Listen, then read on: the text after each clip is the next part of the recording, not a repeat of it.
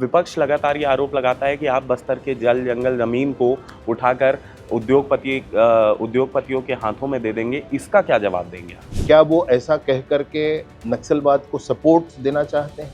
कांग्रेस के थे सारे, क्या उनको झीरम याद नहीं है? अगर वो इस तरह की बात आज जब बस्तर बदल रहा है तब कर रहे हैं तो क्या ये उचित है? क्यों जबरदस्ती शिगुफे पालकर लोग बैठे रहते हैं? नक्सलियों से छत्तीसगढ़ राज्य को ये जो आपने और अमित शाह जी ने जो मिलकर ये जो एक टाइमलाइन बनाई है, इसमें हम बतौर राज्य कहां तक पहुंच चुके हैं?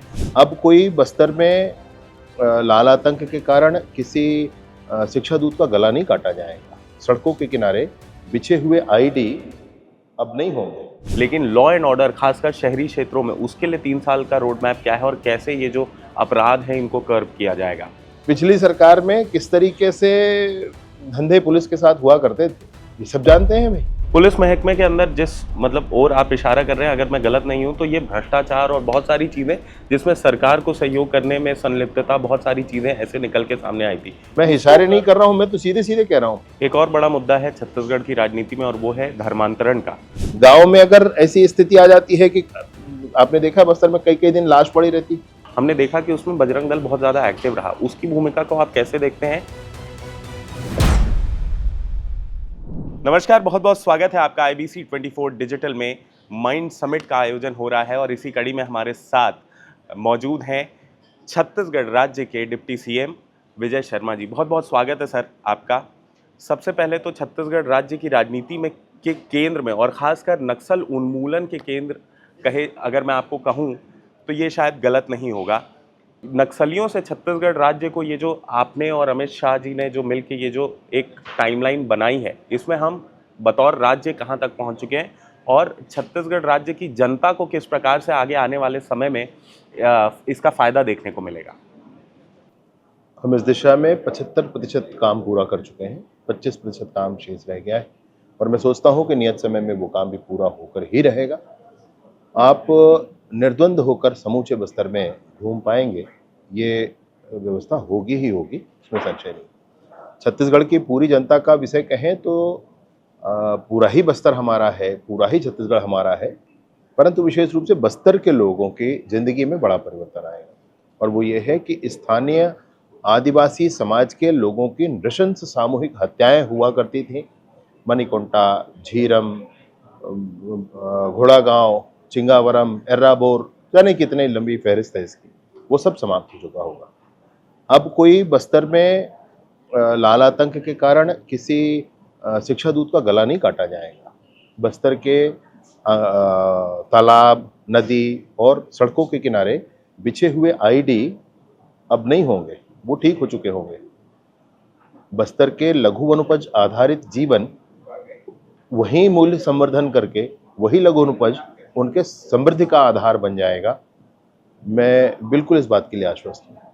एक तरफ तो हम इन सारी चीज़ों से जूझ रहे थे, जब आप इसे और फोर्सेबली बताते हैं, लोगों को और अच्छे से समझाते हैं कि भाई अब सड़क पर चलने में डर नहीं लगेगा, कभी हमारे जवानों को ऐसा नहीं लगेगा कि भाई कभी भी उनके नीचे आईडी फट सकता है, तो ये वाकई में एक सेंस ऑफ सेटिस्फैक्शन मिलता है। दूसरी तरफ विपक्ष लगातार ये आरोप लगाता है कि आप बस्तर के जल जंगल ज़मीन को उठाकर उद्योगपतियों के हाथों में दे देंगे। इसका क्या जवाब देंगे आप मुझे बताएं कि विपक्ष और विशेष रूप से छत्तीसगढ़ के संदर्भ में वो कांग्रेस है, क्या ये कह करके नक्सलवाद को समर्थन कर रही है? क्या वो ऐसा कह करके नक्सलवाद को सपोर्ट देना चाहते हैं? क्या उनको झीरम याद नहीं है? झीरम में क्या हुआ था? कांग्रेस के ही नेतृत्व में, तो उसको प्रदेश का नेतृत्व कहता हूँ, प्रदेश का राजनीतिक नेतृत्व था वो, लेकिन कांग्रेस के थे सारे, क्या उनको झीरम याद नहीं है?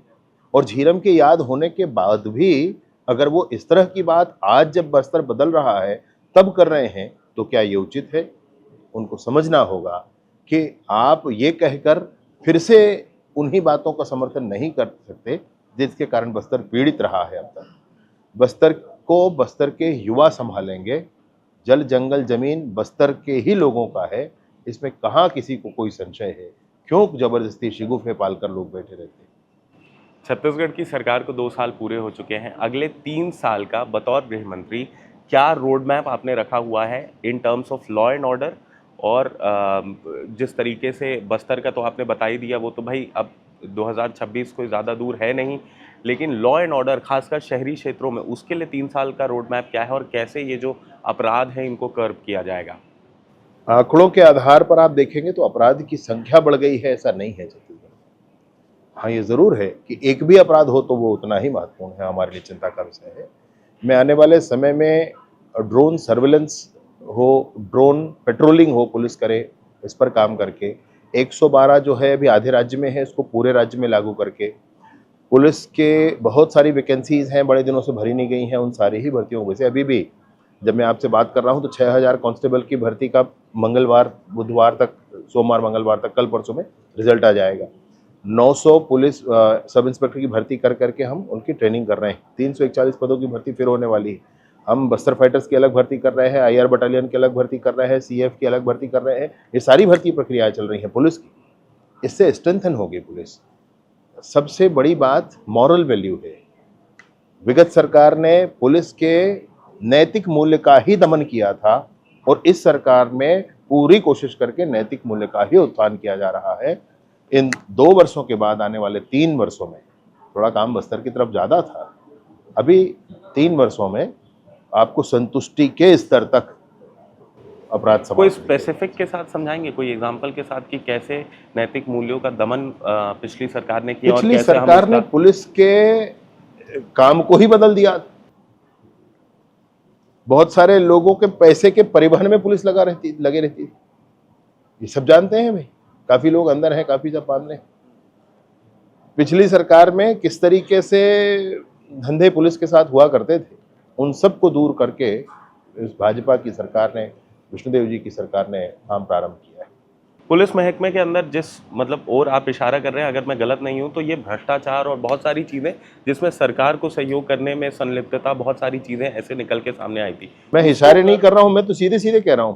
हाँ, तो ऐसे ही लगे रहे हैं ना। आपकी सरकार कैसे कर्ब कर रही है? हमारी सरकार में भाजपा की सरकार बनने के बाद जैसे लिकर स्कैम हुआ था, लिकर स्कैम के धन उगाही किया करते थे, उस धन उगाही के साथ साथ सब कुछ सारी समस्याएं आती थी। वो जिस प्रक्रिया से करते थे FL 10A, उस प्रक्रिया को चिमटे से पकड़कर हमारी सरकार ने दूर फेंक दिया। वो प्रक्रिया नहीं है। कोल स्कैम हुआ था, कोल स्कैम होने पर जिस तरीके से ऑनलाइन प्रोसेस को, मान लीजिए आप कोल आपको चाहिए होता है और मैं कोल की कंपनी वाला हूं, तो आप ऑनलाइन रिक्विजिशन मुझे भेजते थे, मैं आपको शेड्यूल भेजता था और उस आधार पर आपका उपार्जन होता था, आप सरकार को उसका रॉयल्टी पटाते थे। कह दिया गया कि आप चाहे जितने कोई भी हो, आपको तो हमारे जिला के जो खनिज अधिकारी हैं उससे लिखित में NOC लेना है, रिटर्न में नहीं लेना है, वो ऑनलाइन नहीं लेना है। वही कहानी शुरू हुई। नई सरकार बनने के बाद इस प्रक्रिया को पुनः मैं कहूंगा छुआ नहीं गया, चिमटी से पकड़कर दूर फेंक दिया गया।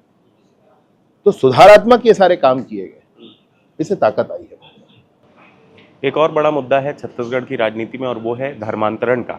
धर्मांतरण को लेकर लगातार आपकी तरफ से भी वक्तव्य निकलकर सामने आए कि इसमें हम कठोर से कठोर कानून बनाएंगे और जो अभी सत्र होगा। प्रावधान बनकर तैयार है और मैं सोचता हूं कि ये बहुत अच्छे प्रावधान है।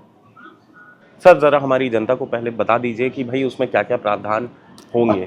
ये तो हो जाने दीजिए, पहले उसको सदन तक आने दीजिए, तब उस पर चर्चा पब्लिकली की जाए। वर्तमान में उसके विभिन्न स्तरों पर परीक्षण की प्रक्रिया पूर्ण हो गई है। सीनियर सेक्रेटरी लेवल की भी परीक्षण की प्रक्रिया पूर्ण हो गई। वो शीघ्र ही कैबिनेट में आने वाला है। कैबिनेट के बाद वो सदन में आएगा, सदन में आकर के एक्ट पारित होकर के फिर आगे बढ़ेगा। तो मैं कोशिश करूंगा कि इस सत्र में आ जाए। क्या उसमें चेंजेस होंगे, क्या कठोर कानून बनेंगे, तो मतलब आने उससे क्या दीजिए। फायदा होगा ये बता दीजिए, अगर प्रावधान नहीं बता सकते हैं तो। फायदा उसमें ये होगा कि जो एल्योरमेंट है, जो थ्रेट है, इन सारी ही चीजों के लिए पहले परीक्षण की प्रक्रिया होगी। हर एक विषय पर अगर ये अधिकृत मतांतरण है, धर्मांतरण है, तो अगर ये चीजें उनके पीछे है कि नहीं है, इसको चेक कर लिया जाएगा। धर्मांतरण का उपयोग किस बात के लिए हो रहा है? इन बातों के लिए हो रहा है कि किसी आदिवासी महिला से कोई शादी कर ले रहा है और फिर आदिवासी समाज के लिए जितनी भी सुविधाएं सरकार ने दी सबका दोहन कर रहे हैं।